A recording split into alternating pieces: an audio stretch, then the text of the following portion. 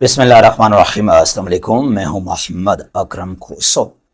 उम्मीद है आप सब खुश भी होंगे और महफूज भी होंगे। CSS MPT 2025। Well, how was the MPT? आपका ये MPT कैसा रहा?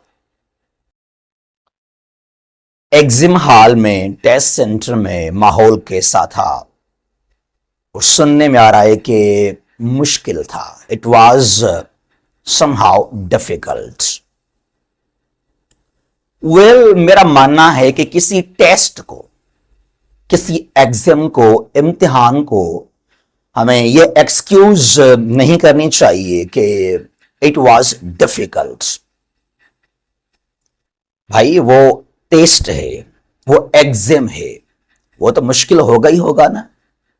You have to get ready for that.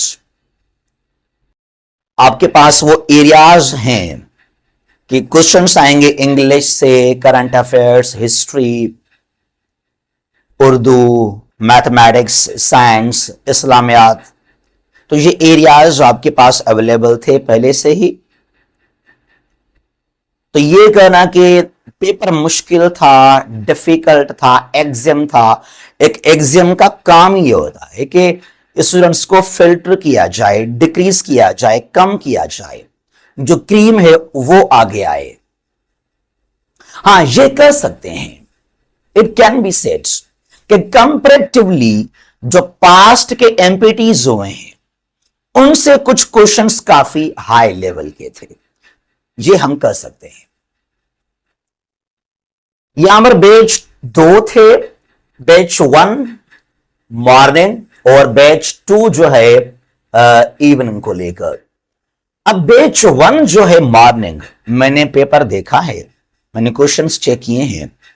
ठीक है, कुछ बेहतर क्वेश्चंस आए इस बार as compared to the previous MPTs. ठीक ठाक क्वेश्चंस थे।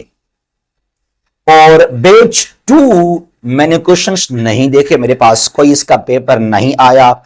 और सुनने में यह आ रहा है कि जो बैच 2 था इवनिंग वाला, वो कुछ ज्यादा मुश्किल था बैच 1 से, वो और भी टफ था मॉर्निंग बैच से।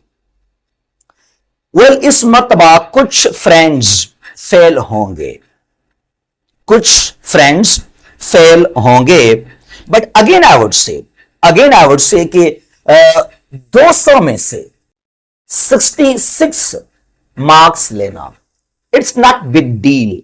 ये इतना मुश्किल नहीं है।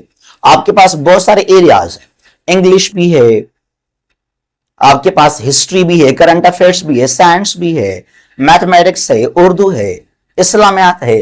तो 200 में से 66 आप फिर भी ऑप्ट कर सकते हैं अगर आपने कुछ पढ़ा है तो। सीरियसली, वो फ्रेंड्स, वो एस्पायरेंट्स जिन्होंने मेहनत की, जो सीरियस हैं, जो अपीयर हो रहे हैं 2025 के CSS अटेम्प्ट में, उनको तो पास करना चाहिए। एंड आई एम श्योर कि वो पास हो गए होंगे। तो 66 मार्क्स मेरे ख्याल में मुश्किल फिर भी नहीं है। हां, कुछ फ्रेंड्स ने मुझे कहा करम भाई मेरे 65 मार्क्स हैं, 64 मार्क्स हैं। ये बहुत हर्ट करता है। 200 में से जो पासिंग मार्क्स हैं 66, 33% है। अगर यहां आपके 65 मार्क्स आते हैं या 64 मार्क्स आते हैं, ये बहुत हर्ट करता है, बहुत अरसे तक यह हर्ट करता है। और खास तौर पे अगर आपके अटेम्प्ट्स कंसेप्टिव हैं, अगर आपको लाजमी अपीयर होना है 25 के अटेम्प्ट में, तो ये काफी हर्ट करता है। But again I would say कि 66 मार्क्स आप ले सकते हैं।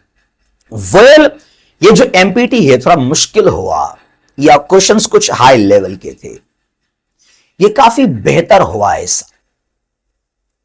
अब ये एक ब्लेसिंग भी है आपके लिए, तमाम एस्पायरेंट्स के लिए ब्लेसिंग भी है। अब वो कैसे? Listen now. अभी तक 2024 का जो रेगुलर अटेम्प्ट है वो भी और स्पेशल का रिजल्ट भी, दे बोथ आर रिमेनिंग।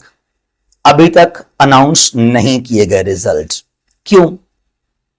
क्योंकि एस्पायरेंट्स काफी ज्यादा थे, पहले एमपीटी काफी इजी थे, तो रिटन में बहुत सारे फ्रेंड्स अपीयर हुए, तो पेपर्स को चेक करना, रिजल्ट बनाना, इसमें टाइम तो लगेगा ना।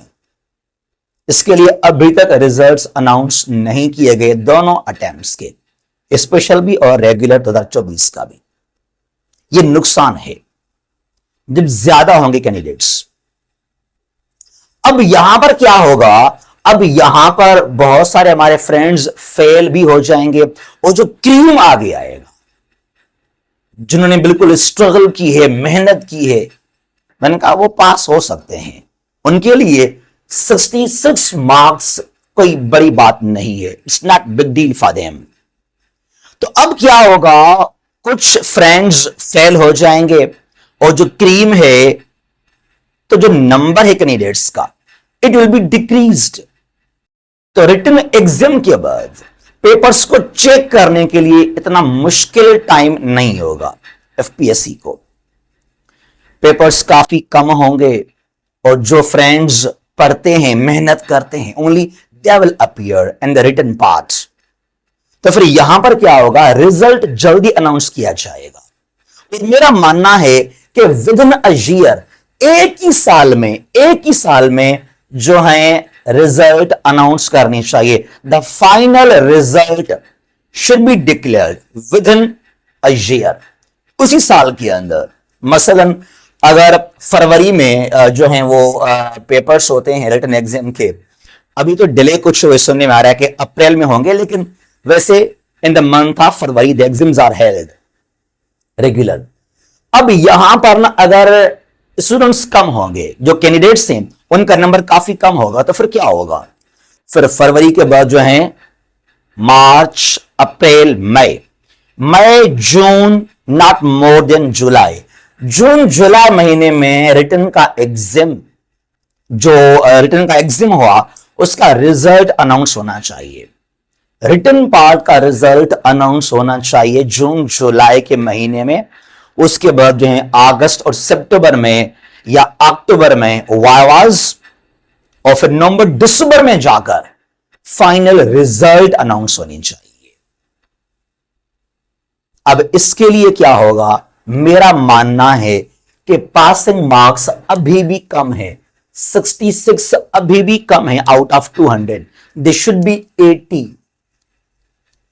मेरा मानना है कि 200 में से एटलीस्ट मिनिमम जो थ्रेशोल्ड है वो तो 80 होने चाहिए।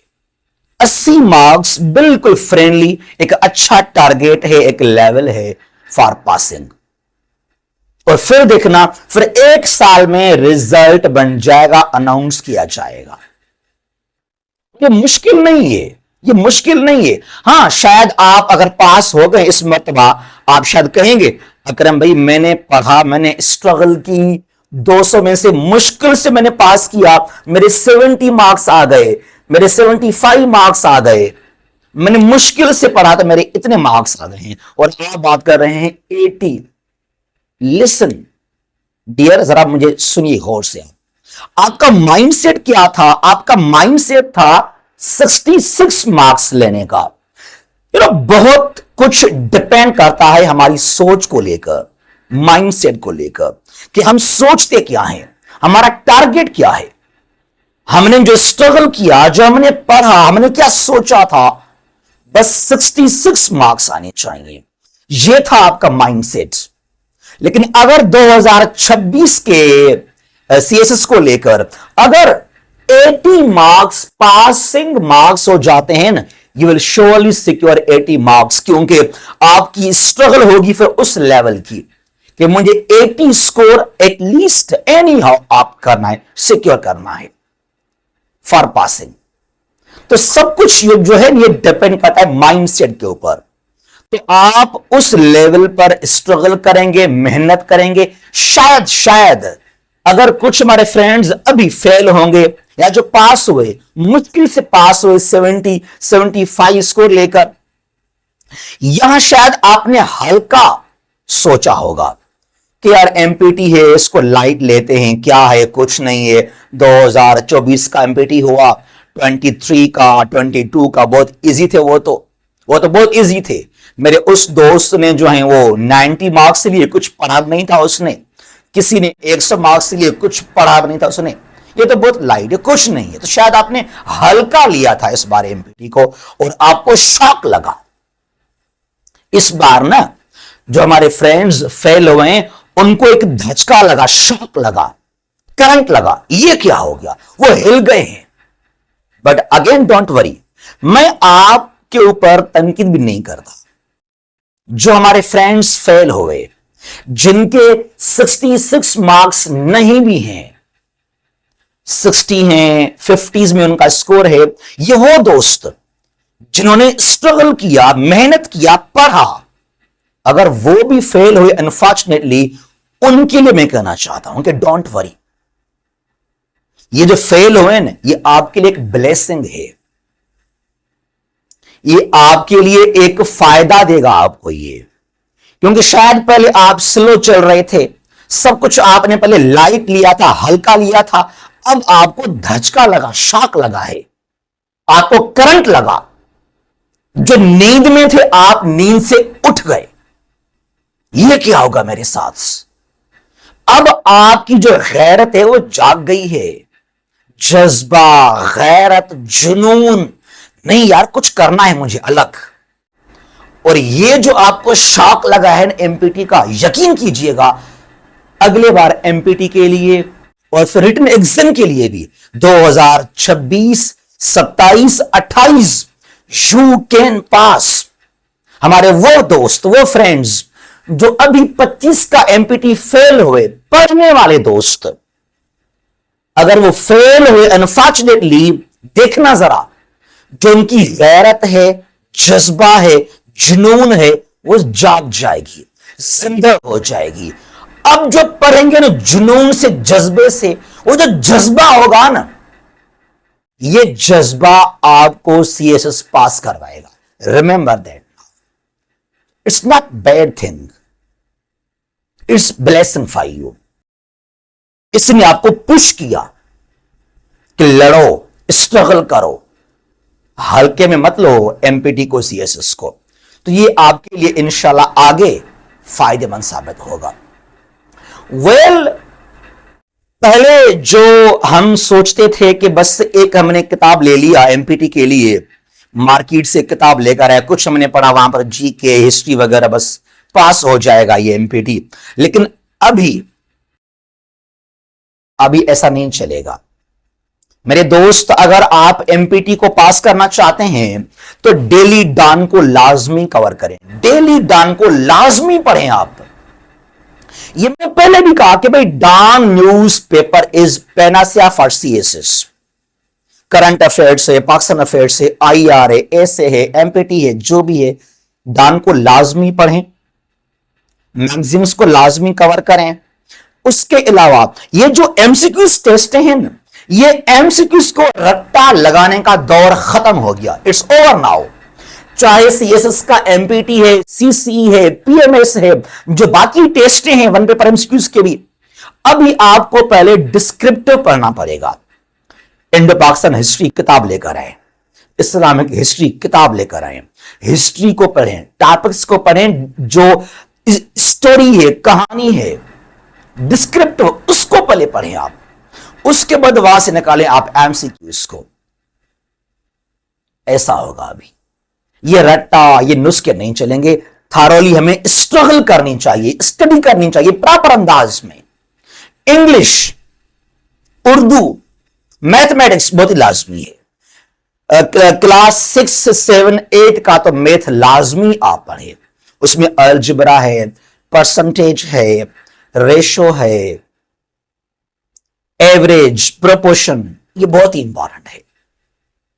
बहरहाल वो जमाना गया कि बस 5-6 दिन पढ़ लिया और एमपीटी पास, ये काम नहीं चलेगा। ये बहुत अच्छा हुआ, ये शागिर्दों के लिए भी अच्छा हुआ और ये बेहतर हुआ एफपीएससी के लिए भी। और जो हमारे फ्रेंड्स पास नहीं कर पाए, वो फ्रेंड्स जो स्ट्रगल जिन्होंने की है, मेहनत की है, तो वो अपना हिम्मत मत हारें, don't give up, you can do it for the next time. जहां भी हैं खुश रहें, अल्लाह हाफिज।